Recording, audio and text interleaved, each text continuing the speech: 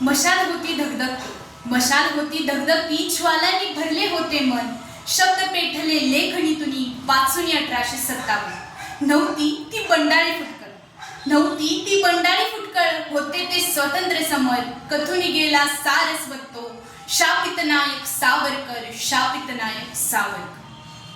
पराक्रमाचे बांधच माहीत नव्हते ज्याच्या रक्ताला, काळे पाणी प्रसाद होते भारत भूच्या भक्ताला.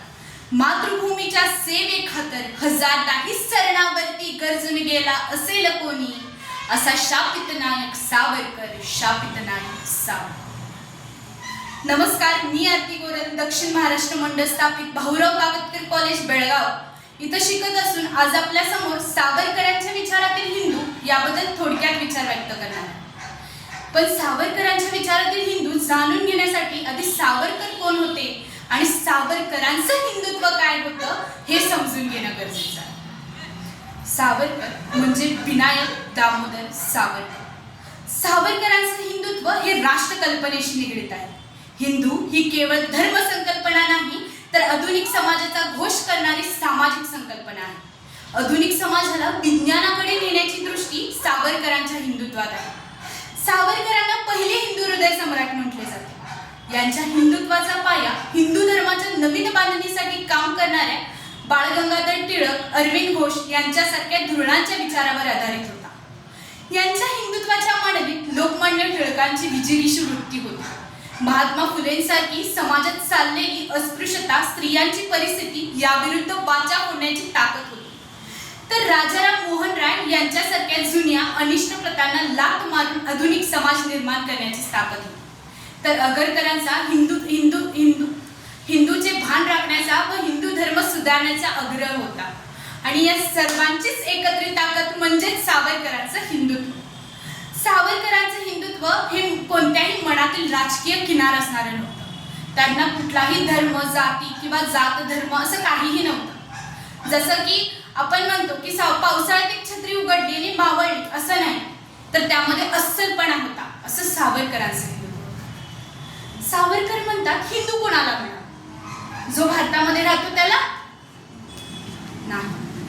सावरकर म्हणतात की जो आपल्या देशाला पुण्यभूमी मानतो ना तोच खरा आहे. बहुतेक करून आज आपण फक्त वर्षातून 2 वेळाच देशाला आपल्या पुण्यभूमी मानतो, ते म्हणजे 15 ऑगस्ट आणि 26 जानेवारी. त्याच दिवशी काय ते आपल्या हातात तिरंगे आणि त्याच दिवशी काय ते आपली देशभक्ती उभारून आलेली असते. पण सावरकरांच्या विचारातील हिंदू हा असा नाहीये. सावरकरांच्या विचारातील हिंदू हा आज आपल्या देशावर कुठलंही संकट आलं तर त्या संकटावर मात करणारा, ना की हे काम माझं नाही म्हणून पळून जाणारा नाही, तर त्या संकटावर मात करणारा आहे. आपल्या देशासाठी झटणारा, बलिदान देणारा असा सावरकरांच्या विचारातील हिंदू. आज आपल्या देशाला सर्वात मोठा लोकतांत्रिक देश म्हणून ओळखतात. कारण काय, तर आपल्या देशामध्ये हिंदू, मुसलमान, ख्रिश्चन, सिख, ईसाई असं विविध धर्माचे आणि जातीचे लोक जन्म घेतात. पण आज आपल्या भारतामध्ये सावरकरांच्या विचारातील हिंदू फारच कमी जन्माला येतात. कारण आज आम्ही प्रत्येक ठिकाणला, प्रत्येक जातीला आणि प्रत्येक धर्माला धर्म आणि जातीच्या नावामध्ये गुंतवत चाललेलो. पण सावरकरांच्या विचारातील हिंदू हा असा नाहीच आहे. तर प्रत्येक जाती धर्माच्या लोकांना एकत्रित बांधून ठेवून आपल्या समाजाला एक नवीन दृष्टी देणारा असा सावरकरांच्या विचारातील हिंदू आहे. आज आपल्या देशानं तक्षशिला आणि नालंदा विश्वविद्यालय देऊन जगाला सर्वात मोठी देणगी दिलेली आहे. तरी पण आज आमचा देश सर्वात खाली आहे. कारण काय, तर आपला हिंदू आज अंधश्रद्धेमध्ये गुरफटलेला दिसतो. कारण का, आज कितीही शिक्षित व्यक्ती असू दे, एक माल जर वाकडी गेली की तिथं 15 मिनिटं थांबतो. याचा काय अर्थ? पण सावरकरांच्या विचारातील हिंदू हा अंधविश्वासू नाहीये. त्याच्याकडे बुद्धी आहे. तो शैक्षणिक, राजकीय, सामाजिक अशा विविध स्थितीतून भारताला पुढे नेऊन एक विकसिताच्या मार्गावरती नेणारा किंवा आपल्या भारताला एक विकसित घडवणारा असा सावरकरांच्या विचारातील हिंदू.